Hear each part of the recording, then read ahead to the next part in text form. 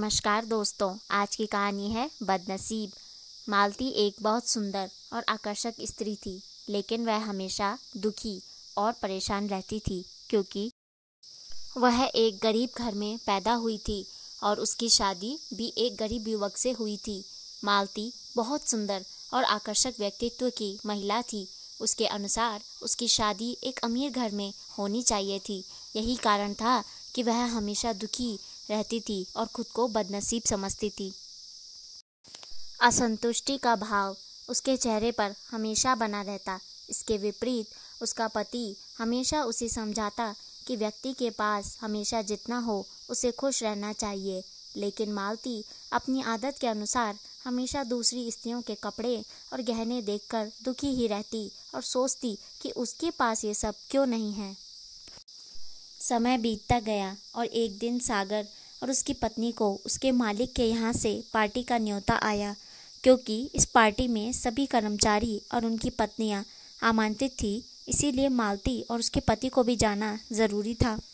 मालती का पति बहुत खुश होकर उसे इस पार्टी के बारे में बताता है। मालती पहले तो बहुत खुश होती है, पर एकदम से पल भर में निराश हो जाती है, यह सोचकर कि उसके पास पहनने के लिए कोई अच्छी साड़ी ही नहीं है।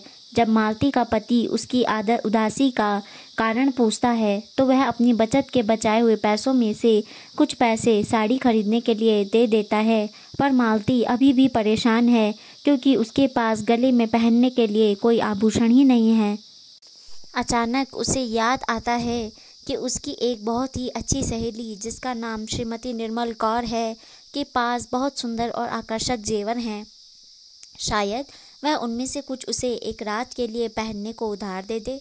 इतना सोचकर मालती श्रीमती निर्मल कौर के घर पहुंच जाती है और अपनी बात उनके सामने रखती है। उसकी बात सुनकर श्रीमती निर्मल कौर तुरंत राज़ी हो जाती हैं और बहुत ही विनम्रता के साथ सुंदर हार अपनी अलमारी से निकालकर उसे एक रात के लिए पहनने को दे देती हैं।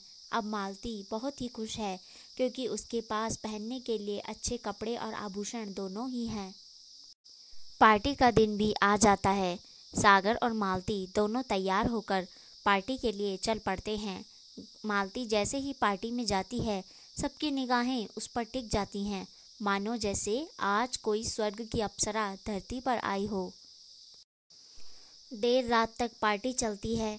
सुबह के 4 बज जाते हैं। मालती और सागर अपने घर की ओर जा रहे होते हैं कि मालती आज बहुत खुश थी, पर अचानक उन दोनों की खुशी किसी गहरे सन्नाटे में बदल जाती है। जब सागर का ध्यान अचानक मालती के गले पर जाता है, सागर चौंक कर कहता है, ये क्या, तुम्हारे गले का हार कहाँ है? मालती घबराकर अपने गले पर हार फेरती है, पर वह बेशकीमती हार अब कहीं भीड़ में खो चुका था। मालती और उसके पति पर तो मानो दुखों का पहाड़ टूट पड़ा हो। उन्होंने वह हार ढूंढने की बहुत कोशिश की। 2 दिन तक मालती और उसका पति वह हार ढूंढते रहे, पर उन्हें वह हार कहीं नहीं मिला। अगली सुबह जब मालती का पति सागर बाजार से होते हुए जा रहा था, तो उसने एक सुनार की दुकान पर बिल्कुल वैसा ही हार देखा जैसा कि श्रीमती कौर का खोया हुआ हार था। सागर के दिमाग में अचानक एक विचार आया और उसने वह हार खरीदने की सोची।